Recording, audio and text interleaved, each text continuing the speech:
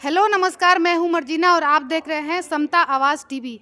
अभी हमारे साथ हैं प्रोफेसर रितु मैम, इनसे कुछ सवाल करेंगे। मैम, अभी सुना गया है कि आप आंदोलन छोड़ के चुनाव लड़ रही हैं, इस पे क्या कहना है आपका? ये अच्छा मैंने भी आप ही से सुना है। और आंदोलन आपको किसने कहा छोड़ा? आज मेरे आंदोलन के 129 दिन पूरे हुए हैं। आंदोलन वैसे ही चल रहा है मजबूती से। मैंने आपको कहा ना कि एक ऐसा ट्रेंड हम लोग ब्रेक कर रहे हैं कि हमारे लोग, जैसे लोगों को इल्ज़ाम लगाया जाता है आंदोलन छोड़ के भाग गए, नो एफआईआर हो गई, हो सकता है 10 भी हो गई हूँ, मुझे पता नहीं, एक आधे में और नाम भी हो सकता है जो मेरे पास आई नहीं। तो भागना होता तो पहली एफआईआर पे भाग जाते, दूसरी पे भाग जाते। वहीं बैठे हैं उसी हिम्मत से। ना ही तो उनके झूठे पर्चों से डरती हूँ, ना डंडों से डरती हूँ। हाँ, अपने समाज का नुकसान नहीं होने देना चाहती। आंदोलन का फॉर्म ज़रूर चेंज हुआ है। आंदोलन वहाँ पे थोड़े टाइम के लिए करते हैं हम, क्योंकि कोर्ट में केस चल रहा है। हमने पुलिस के खिलाफ कोर्ट में केस डाला। जिस तरीके से पुलिस ने कॉन्स्पिरेसी से हमारा सामान उठाया, तो कोर्ट में अभी वो जब तक केस का हमारे फेवर में नहीं आता तब तक हम वहाँ पे टेम्परेरी जाके बैठेंगे। जग जाहिर है इस बात को लेके कि 144 धारा सिर्फ मेरे लिए इम्प्लीमेंट करवाई वहाँ पे, एक लड़की, एक दलित महिला को रोकने के लिए। सेकेंडली, अब सबसे बड़ा चैलेंज ये है कि लोग जो है वो जागरूक हो गए। नौकरी नहीं न्याय चाहिए की मुहिम डॉक्टर रितु की नहीं है। नौकरी नहीं न्याय चाहिए की मुहिम जो है वो हर एक समाज के लिए, कि कल को जब आप विश्वविद्यालय में जाएं, या आपकी जनरेशन, या जो भाई साहब कैमरे के पीछे इनकी जनरेशन, तो अगर उनको वो छुए ना मनुवादी, तो एक बार डॉक्टर रितु के आंदोलन को याद करें कि ऐसा हाल ना हो जाए हमारा।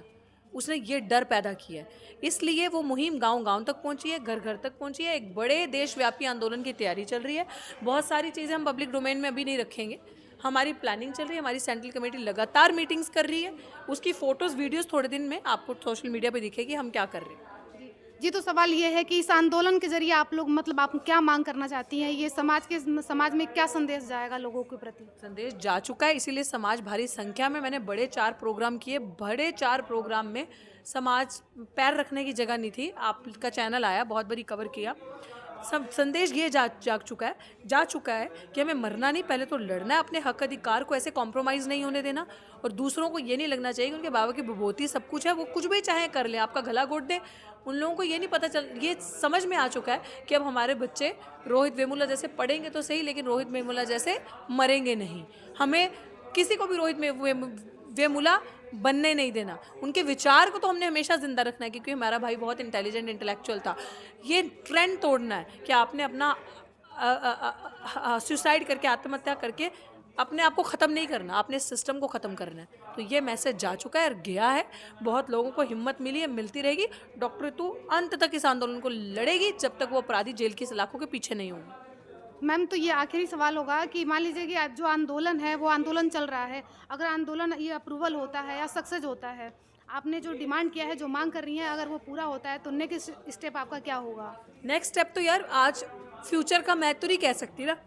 नेक्स्ट स्टेप बहुत बड़ा हो, इस उपेक्ष उसमें देखती हूँ मैं कि हमारे समाज के अंदर ये जागरूकता आएगी, मिशन सेफ कॉन्स्टिट्यूशन और मजबूत होगा। सभी, ये तो बहुत एक पॉइंट की लड़ाई है। संविधान को बचाना सबसे बड़ी लड़ाई है। जिस तरीके से SC ST एक्ट को ख़त्म किया जा रहा है, वो सबसे बड़ी लड़ाई है।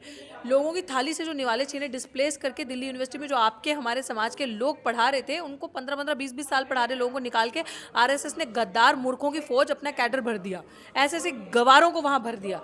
अपने समाज के लोगों को बैकलॉग लाना, वापस उन लोगों की थाली में निवाला देना। लड़ाई बहुत लंबी है, लेकिन लड़ना है, क्योंकि इस लड़ाई को लड़ने में मज़ा आ रहा है। ईमानदारी की लड़ाई को लड़ने का अलग ही हुस्न और अलग ही नज़ारा होता है, और वो हम देख रहे हैं। मैम, जैसे कि ये दिल्ली है, यहाँ पे लोग थोड़ा-सा ज़रूर अवेयर हैं, पढ़े लिखे हैं, लेकिन जो गाँव में लड़कियाँ रहती हैं, जो पिछड़ी जात की होती हैं, जिनको आगे बढ़ने नहीं दिया जाता है, उनके लिए क्या संदेश अब होगा? उनके लिए तो मैं आपको संदेश दे रही हूँ। जब प्राचा साहब चुनावी दौर में हमने उतारा, उनको फोर्स करके कि आप करो, तो इसीलिए तो वो छोटे-छोटे ज़िलों में ऐसे लोग पहुँचेंगे तो आवाज़ उठेगी ना संसद तक। उनको पता चलेगा ये ईमानदार, इस तरीके के लोग जो हमारी लड़ाई लड़ रहे हैं, विश्वास इन पे करना है। ये लोग एसी के कमरों में नहीं बैठे। जब देश डूब रहा था, संविधान खतरे में था, SC ST एक्ट जब चल रहा था, डूब रहा था, तो 2018 में हम लोगों ने आंदोलन किया उसके लिए। आधी आधी रात को वो ऑर्डर वापस हुआ। तो इसीलिए लोगों के अंदर ये फीलिंग आनी चाहिए, हम अकेले नहीं हैं। ऐसे लोग प्रत्याशी बन के, लड़ के, जीत के संसद में पहुंच रहे हैं, जो हमारी आवाज़ उठाएंगे। तो ये है। जी।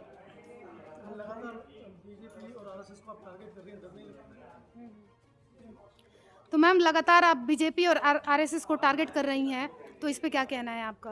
क्या कहना है, मतलब वो है क्या? बीजेपी और RSS आपका एक ऐसा चोर पार्टी और संगठन है जो सबसे ज़्यादा देश में दहशत फैला रही है, सबसे ज़्यादा एंटी एससी एसटी काम करती है, उनका मकसद ही यही है कि दलित आदिवासियों को खरीदना, गुलाम बनाना, अपनी पार्टी में लाना और इनका मुंह बंद कर देना, और इनको ताकि ये अपने हक अधिकार के लिए बोले नहीं। और हमारे समाज के जो दलाल मूर्ख लोग हैं, जो उनको ऊंची पोस्ट पे बिठा दो, चाहे किसी को कमीशन में बिठा दो या कोई कमीशन का वो बना दो, चाहे किसी को कोई चेयरमैनशिप दे दो, ताकि ये लोग इनके अधिकारों के साथ कॉम्प्रोमाइज़ करें और लड़े ना। तो ऐसी पार्टीज़ के लिए अगर आप बोलोगे नहीं तो फिर आपके पास ऑप्शन क्या बचा? डर जाओ। क्यों डरूं मैं इनसे? हैं, मेरे को ये दहशत से डराएंगे तो मैं डर जाऊंगी? मैं पढ़ी लिखी लड़की हूँ, अपने अधिकारों को जानती हूँ, संविधान को जानती हूँ, मेरे हक अधिकार क्या है। इसीलिए डंके की चोट पे ईमानदारी से अपने समाज की आवाज़ उठाती हूँ, अपनी आवाज़ उठाती हूँ और ऐसी बुलंदी से उठाती रहूँगी। इस शोषण अन्याय के खिलाफ लड़ती रहूँगी। मैं कोई वो दिखावा देने वाली या जनता से कुछ मांगने वाली वो नहीं हूँ कि हाँ आप मुझ पर विश्वास रखो ये दोगे। मैं करके दिखा रही हूँ और फिर बोलूँगी देखो मैंने क्या किया है। धन्यवाद। पकोड़े तो बेचना ऑप्शन ही मोदी जी ने दिया ना। अब रोजगार नहीं है, पढ़ लिख के नौकरी करी वो छीन ली है, सब कुछ तो छीन लिया, तो ऑप्शन क्या बचा? तो जिसने जो दिखाया उसको उसी की भाषा में जवाब है। ले तूने बोला पकोड़े बेच लो, पकोड़े बेचेंगे। युवा पे क्या प्रभाव पड़ेगा इस चीज़ का? युवा को समझ आएगी, युवा जागरूक होगा, एक साथ होकर लड़ना है, वरना सभी पढ़े लिखे युवा के पास यही होगा कि अपनी डिग्री लगा के पकोड़े बेचने लायक ही हम रह जाएंगे, और वो भी बेचने जाओगे तो एफआईआर हो जाएगी। इसीलिए मुझे लग रहा है कि युवा को इससे एक मैसेज जाएगा, पूरे देश में जागरूकता आएगी और उनकी बात का तमाचा उन्हीं पे बजेगा। जो युवा समझदार होगा साथ आएगा और लड़ेगा।